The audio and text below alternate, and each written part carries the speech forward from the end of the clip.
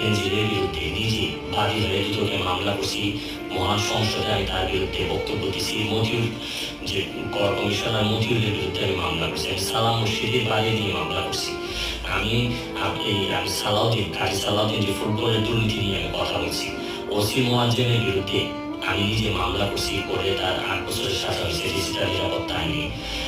আপনারা জানেন যে জীবনে যত ঝুঁকি ছিল, আপনারা জানেন যে কোটা আন্দোলন শুরু হওয়ার ২ সপ্তাহ আগে আমি প্রেস কনফারেন্স করতে বলতে বাধ্য হয়েছি, আমি জিডি করছি যে আমার জীবনের উপর হুমকি আছে এইসব দুর্নীতির বিরুদ্ধে প্রতিবাদ করতে গিয়ে।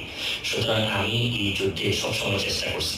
এখন আপনারা যারা যে যুদ্ধ শুরু করছেন, ছাত্র জনতার নেতৃত্বে যে যুদ্ধ, এই যুদ্ধে আমি মনে করি যে দুর্নীতির বিরুদ্ধে যুদ্ধ, এই যুদ্ধে আমি সবসময় আমি আপনাদেরকে দোয়া করি যে আমি যতদিন আছি চেষ্টা করে যাব দুর্নীতির বিরুদ্ধে এই যে যুদ্ধ, এই যুদ্ধে সবসময় শরীর থাকা।